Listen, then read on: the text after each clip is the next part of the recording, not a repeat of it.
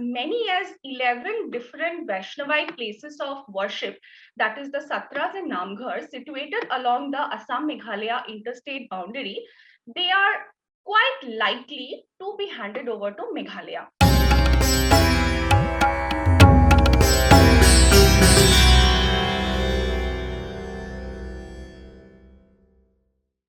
Hello, namaste, and welcome to Citti Media. I'm your host, Sharan Citti. Joining us today for a conversation is Dr. Ankita Dutta.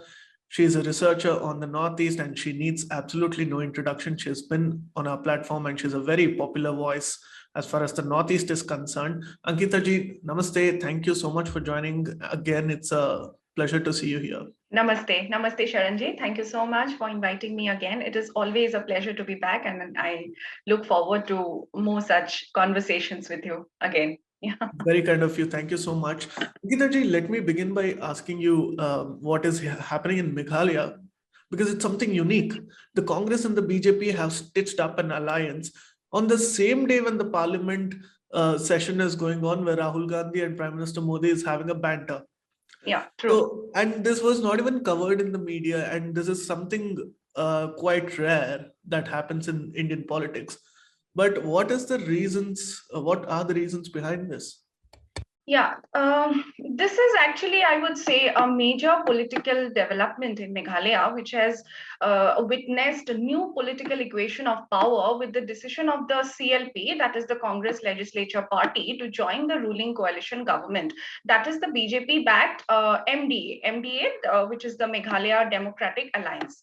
Now, CLP leader, Congress Legislature Party leader, Dr. Amparin Lindo, said that it was a unanimous decision of all the 5 MLAs of the Congress party to join the government. So the Congress as such is now fully a part of the MDA government. But coming to a question, what we need to remember here is that this is not actually the first time that the Congress and the BJP have come together in the Northeast, either directly or indirectly.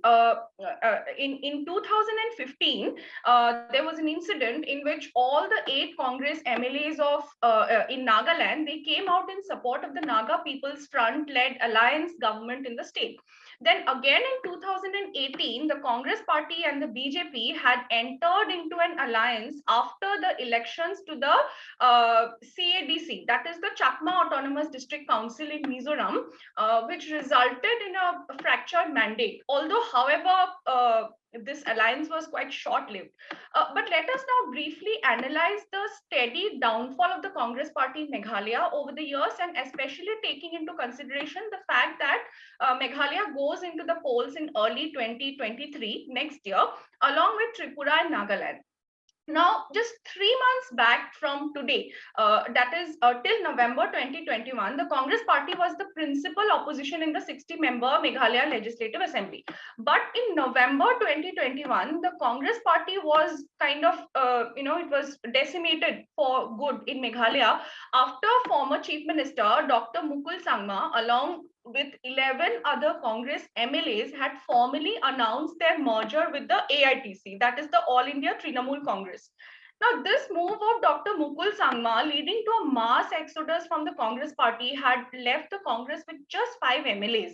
And in the last assembly elections that were held in the year 2018 in Meghalaya, the Congress party had won 19 seats, but it had to eventually lose 2 of them to the ruling NPP, that is the National People's Party, in the by-elections, which were held following the death of some Congress sitting legislators.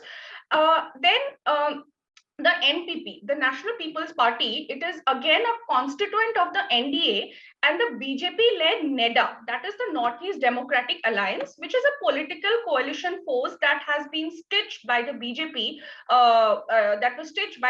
in 2016 to unite all the non-Congress parties under kind of one umbrella and protect the interests and aspirations of this strategically sensitive region. So this, I would say, is one of the most important factors that we need to take into account to understand the increasing dominance of the BJP in the political scenario of the Northeast. And of course, with the latest development in Meghalaya, the strength of the ruling coalition government has further increased.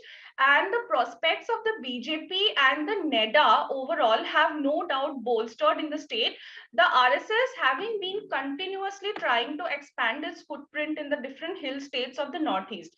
The BJP is a significant constituent with 2 MLAs in the ruling MDA, Meghalaya Democratic Alliance. And now, most importantly, the AITC, that is the All India Trinamool Congress, now remains the only opposition in the state. One last point that I would like to say is that the 5 Congress MLAs who have willingly decided to join the MDA, there is a possibility that they could be issued show cause notices or shunted out of the party by the All India Congress Committee. So that would leave them with the very much obvious alternative of joining the NPP, and this has all the possibilities of heralding a Meghalaya with the Congress party nowhere in sight in the run up to the 2023 assembly elections.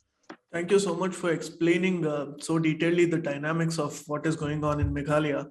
Now, while we are at Meghalaya, the Assam Meghalaya border row has again reignited.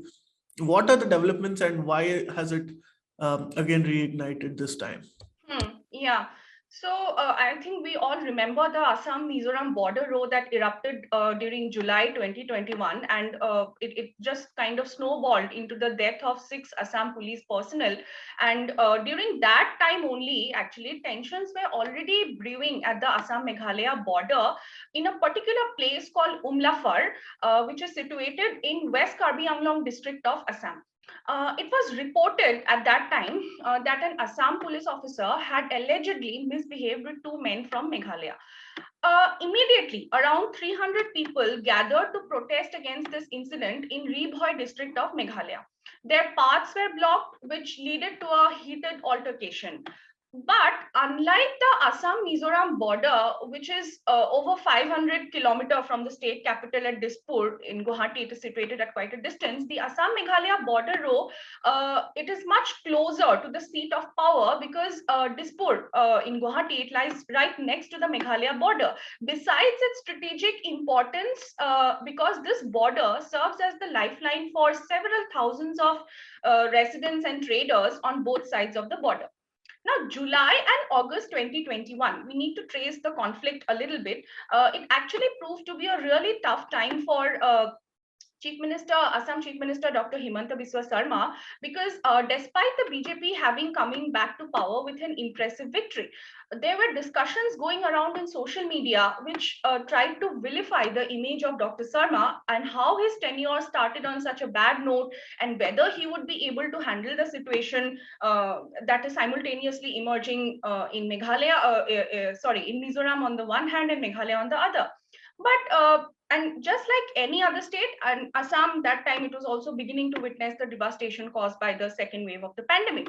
But Himanta Biswas Sarma, he understands the many layers of politics very well, and we will see how this issue was managed, because having been into it since a long time now, he knows how to solve issues with the right political intent, I would say. So wasting no time, it was initially on the 6th of August 2021, within just a few months after the coming to power, that Dr. Sharma, along with his Meghalaya counterpart Conrad Sangma, decided to start settling the less complicated areas of the dispute, first along the 884.9 kilometer border. Accordingly, they started working towards resolving the issue in each of their respective states while meeting each other quite frequently. 3 regional committees were constituted for the purpose, consisting of 5 members each, headed by a cabinet minister, to first get the views of the people living in the disputed areas and then prepare a recommendation within 30 days for a final decision at the level of the chief ministers. The committees have already submitted the reports to their respective governments within a very short time frame, which is quite praiseworthy in itself. It is a success when we have several examples of such committees actually that take year after year to finally submit their reports. So it seems that the solution is rather clear-cut, because according to the proposed recommendations, Assam will retain for itself 18.51 square kilometer of territory and give the remaining 18.28 square kilometer to Meghalaya. Now, so what exactly happened and how did the two states settle their long pending grievances? Who gets what? Who is going to be at a loss? I think these are now the most pertinent questions that we need to ask. It would perhaps not be an exaggeration to say that Assam's border with almost all the other hill states of the Northeast has always remained a matter of controversy. Right. Some go back to the time of independence and some even earlier than that. Now, historically speaking, the problem between Assam and Meghalaya, when did it begin? It began soon after the creation of Meghalaya, when Meghalaya challenged the Assam Reorganization Act of 1971. At present, there are 12 points of dispute. Upper Tarabari, Gazang Reserve Forest, Hahim, Langpi, Bordwar, Baklapara, Nongwa, Matamur, Khanapara, Pilankata, Deshdemoria, Block 1, Block 2, Khanduli, and Retachera. These are the 12 points of dispute along the 885-kilometer Assam-Meghalaya border. Now, Meghalaya bases its case on the survey maps of 1872 and 1929 and certain notifications of 1878 and 1951. But Assam wants to go by the recommendations of the Justice Chudachand Committee, which has been rejected by Meghalaya. Now, the district of Langpi in the West Garo Hills, bordering the Kamrup district of Assam, is a major point of contention between the two states. Langpi was a part of the Kamrup district during the British colonial period. But after independence, it became a part of the Garo Hills district in Meghalaya. Assam considers Langpi to be a part of the Mikir Hills or present-day Karbi Anglong district, but Meghalaya has raised its contention over another area called Deshdemoria, Blocks 1 and Block 2 of the Mikir Hills. Now, Meghalaya contends that both these blocks formed a part of the erstwhile united Khasi and Jaintia Hills when it was notified in 1835. Now, during the 15-year-long chief ministerial tenure of former Assam Congress Chief Minister Tarun Gogoi, the border dispute emerged as one of the nagging problems. In fact, I would like to mention here that there was it still exists. There is an Assam government guest house that was used by Tarun Gogoi as the official residence, which was also caught in the row. And this guest house is located on a small hillock, the Koinadhara Pahar, along the Khanapara Pilankata block. And it was often claimed by Meghalaya as its own territory. Joint surveys of the disputed border segments have been undertaken several times in the past. The issue, I would say, hasn't been about the absence of technology and expertise to draw the boundaries of the states, but the absence of political will on the part of the previous governments. Assam has been facing border disputes with its neighboring states for a long time, which sometimes has also led to violent clashes. Assam Chief Minister Dr. Himanta Biswas Sarma and Meghalaya CM Conrad Sangma, they recently met Union Home Minister Amit Shah to apprise him about the decisions taken by both the governments for permanent settlement of the disputes, and they also submitted him the proposed recommendations. Several cabinet ministers from Meghalaya have repeatedly told the media that the issue is close to being resolved, and Assam ministers too have so far, they have also reiterated the same. And it is significant that both the Assam and the Meghalaya cabinets have approved the recommendations just a few days back. But now, coming to the biggest bottleneck in this entire dispute, the biggest bottleneck on the side of Assam might come from the Assamese community, because as many as 11 different Vaishnavite places of worship, that is the Satras and Namghar, situated along the Assam-Meghalaya interstate boundary, they are quite likely to be handed over to Meghalaya, inviting serious concerns from a few Hindu organizations in the state, and specifically the Akhom Hotra Mahasabha, which is the parent body of all the Hotras in Assam. And the Akhom Hotra Mahasabha recently said that in any case, they would not allow the state government of Assam to hand over these places of worship to predominantly Christian Meghalaya. Now, considering the social and religious importance of Satras and Namghars in the Assamese Hindu society, it is very likely that if this should happen, it would potentially become another obstacle in the near future for both the state governments.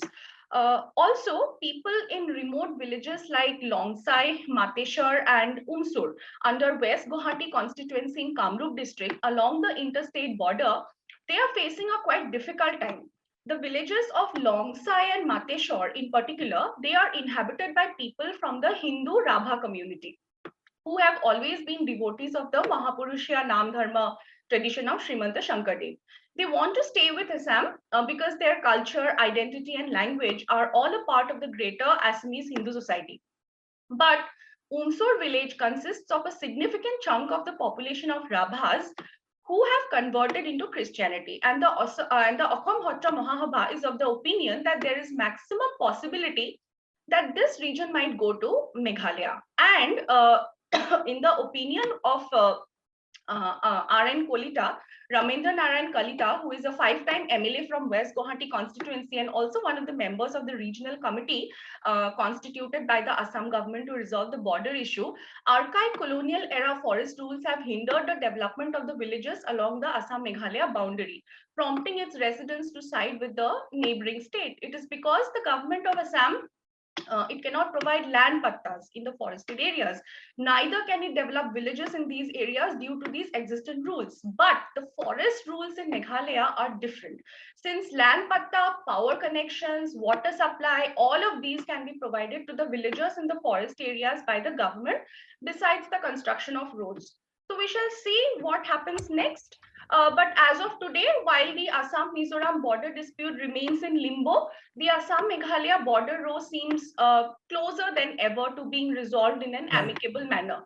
And it is, of course, now upon the central government to do the needful for permanent settlement of the interstate border. And in a very positive turn of events, actually, Dr. Himanta Biswas Sarma also met representatives of various students organizations and political parties in separate sittings, and he informed them about the decisions taken by the governments of both Assam and Meghalaya. And also, I mean, with Assam and Meghalaya coming closer towards a permanent settlement of the disputes, Nagaland Chief Minister Nefu Rayo has also advocated the need for negotiations to settle the pending disputes with Assam. So I think it is important that the government of Assam immediately takes advantage of the situation and start the process of talks with the government of Nagaland. This is extremely interesting, but also complicated at the same time because Yeah. at a junction where the border row is finally about to be settled, you see several other dynamics emerging. It'll be very interesting to see how this evolves in the near future.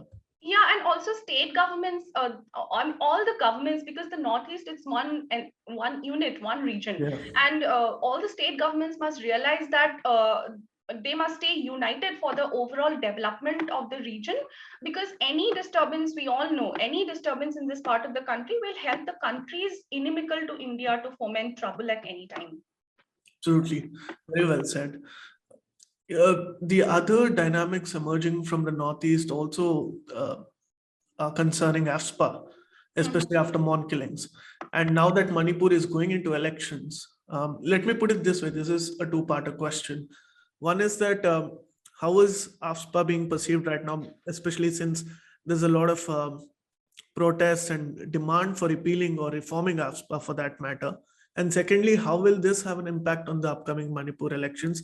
And also, what dynamics are we seeing at play for the Manipur elections that are coming up? Okay. Yes, coming to your first question on AFSPA, Manipur Chief Minister N. Biren Singh, he has himself said on many occasions in the run-up to the elections that he wants the withdrawal of this act. But yes, of course, but only after mutual understanding with the center. Because as he has said, national security is right now the topmost priority. AFSPA can be lifted gradually, I would say, with the consent of the central government. But we must also remember that at present, there is no political stability in Myanmar, with which Manipur shares an international border. The BJP, it managed to form a government in Manipur in 2017, despite having just 21 seats compared to the Congress party's 28, by joining hands with two local parties, the NPP, National People's Party, and the NPF, that is the Naga People's Front. Now, withdrawing the AFSPA, which had seen numerous agitations in the state, including the famous case of the country's longest fast for any cause, that by Manipur's Irom Sharmila, it remains an important issue and is again figuring politically on the eve of the elections, especially what you have already said after the killing of 14 civilians in firing by army personnel in neighboring Nagaland recently. Earlier, the Nagaland State Assembly had unanimously passed a resolution demanding the central government to withdraw the AFSPA from the Northeast. specifically Nagaland, so as to strengthen efforts to work towards a peaceful solution of the Naga problem.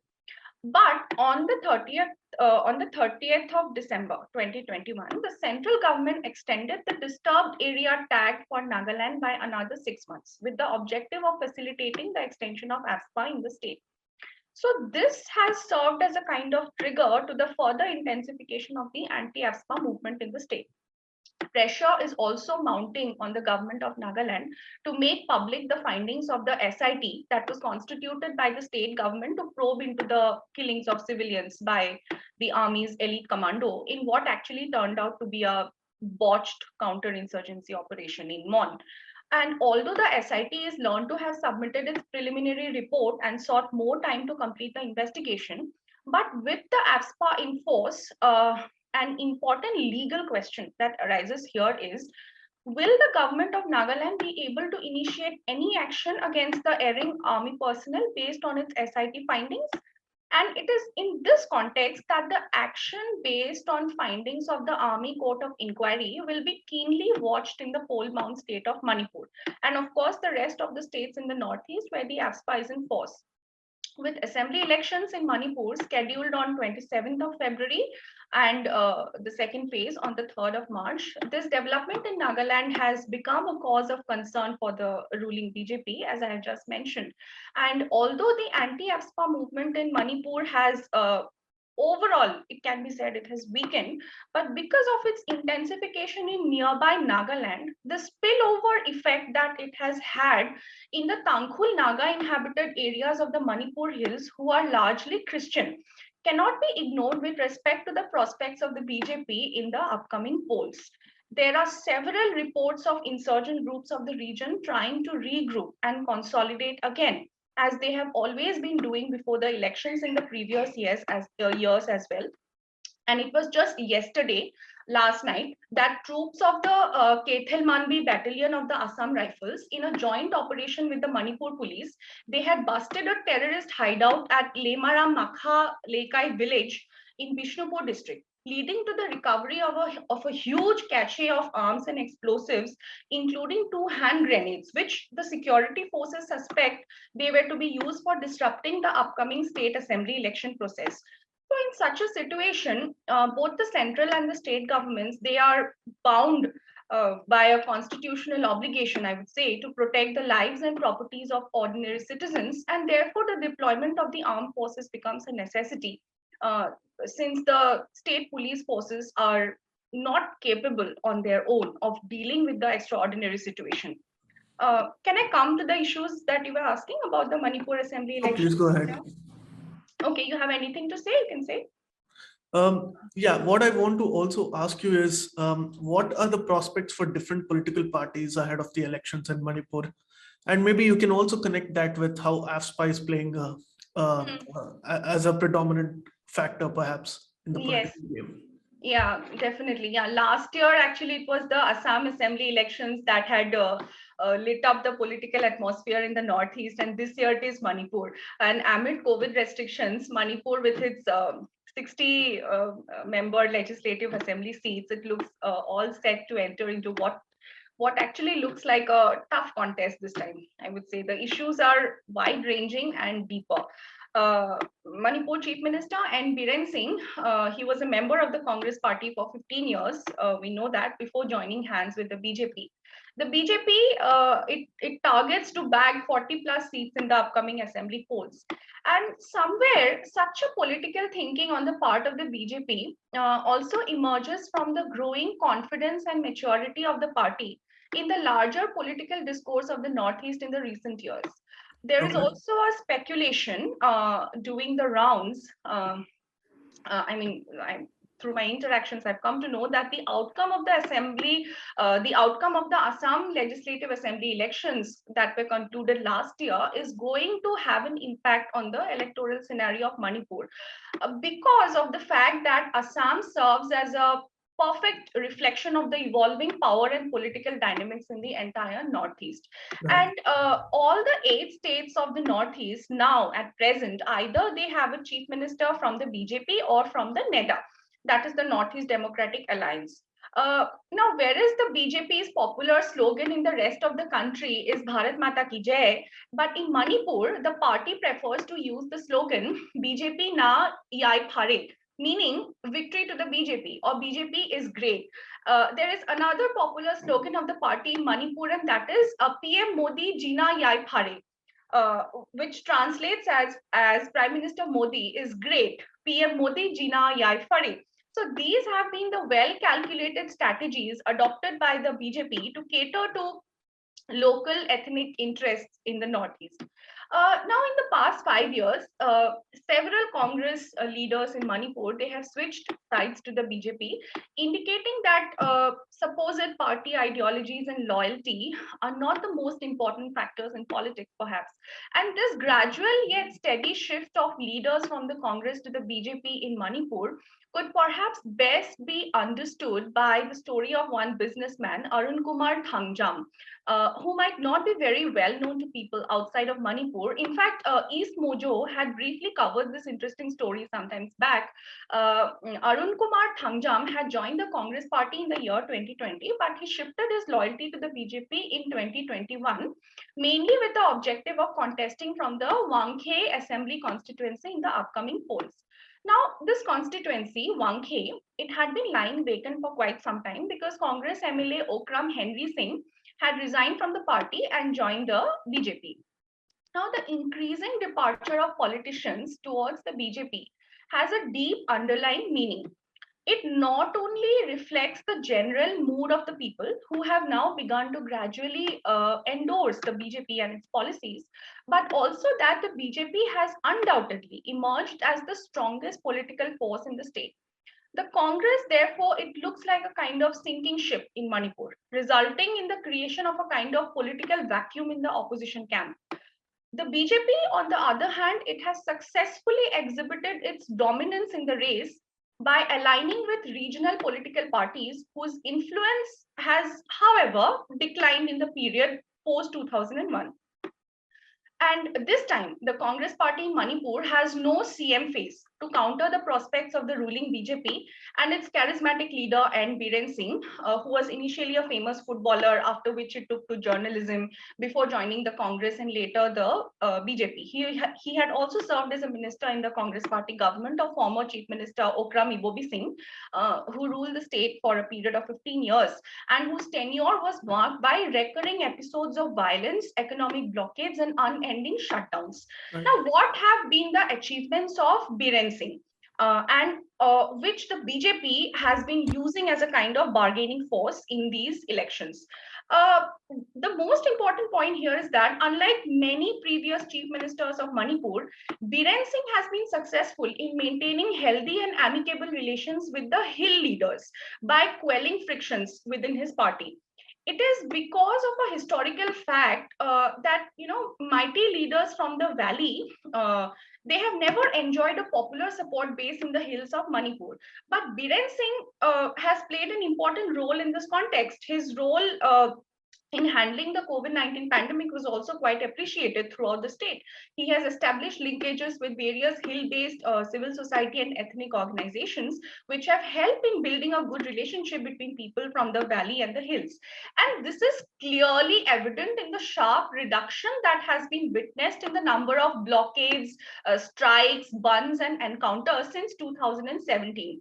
And there is also enough data available in the website of the Union Home Ministry to support this.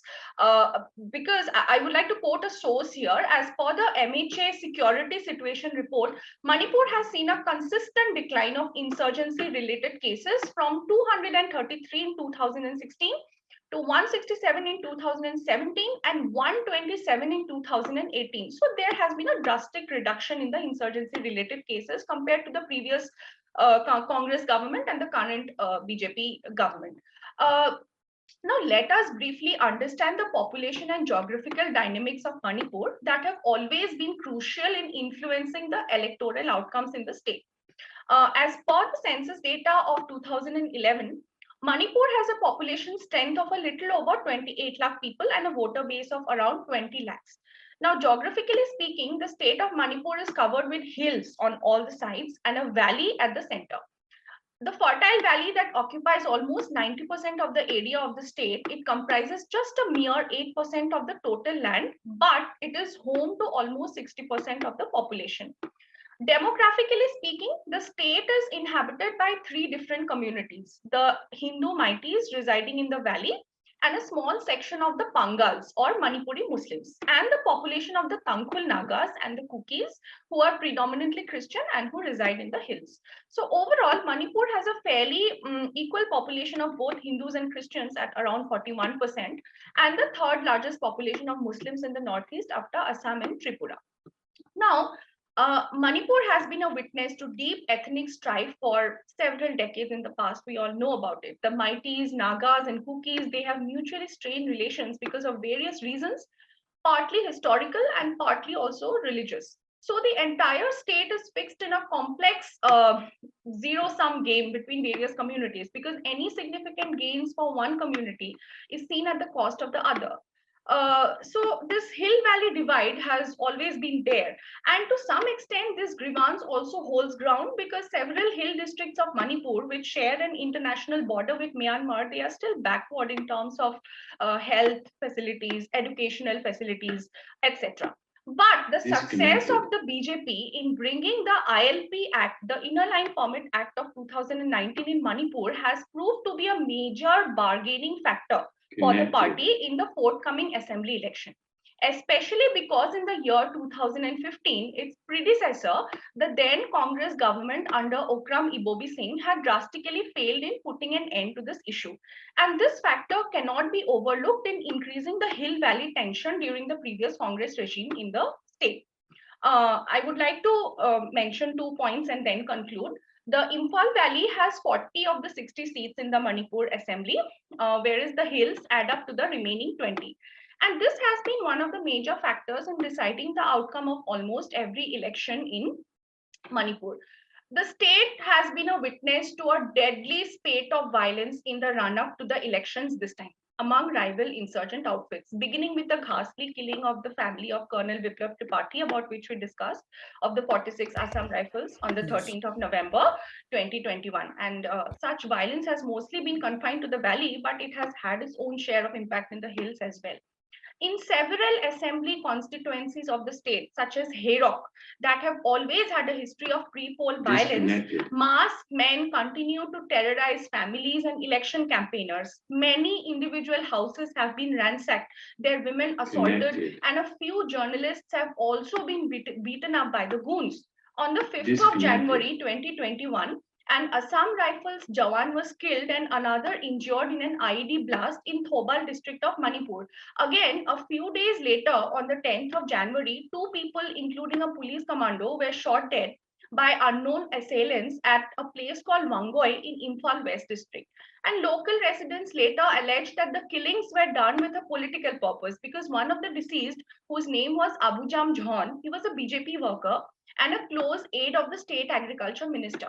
So this increase in the spate of insurgent activities just prior to the elections was anyways quite expected, leaving very little space for constructive dialogue and debate between the government and the insurgents. Now, coming to the drug issue, can I speak on this if you have some time in the... Sure, but I would like you to keep it brief, if that's yes. okay.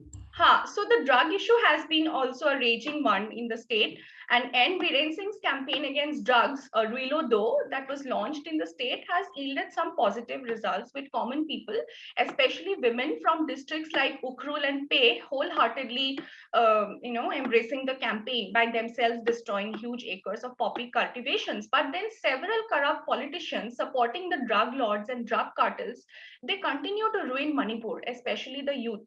So in the end, I would like to say that, yes, Manipur needs a lot of things in the coming times in terms of infrastructure, more hospitals, better roads, better internet connectivity, better educational facilities, etc. But these are not the major poll issues this time, since people are expected to vote based on the potential immediate benefits of electing a particular leader. And for now, it seems quite clear that the BJP enjoys an edge over the Congress. But whether the respective leaders will stay in their parties, it is another matter that only time will be able to say. This will be an interesting election, and since it's only a few days away, I hope you can join us for the election analysis, which we'll be doing on Chitti. Yes, sure. That will be Thank my you so much. pleasure. A lot of Thank these you. factors, even I had not known, because for people who are far away from Manipur and the Northeast, our only reliable source of information are Yes. the newspapers, and even they touch upon the periphery, but not go into detail. And this is something that you introduce to our Chitti audience every time you speak on our channel. You introduce that depth into the discussion that we have. Thank you so much for joining us today. It was a lovely conversation with you. Namaste, and Thank you have so a good much. week. Namaste. Thank you. Thank you. Please remember to subscribe to us and switch on the notifications for this channel. For our other social media links, more content, and to support our work, please visit citti.net. Dhanyavad. Namaskar.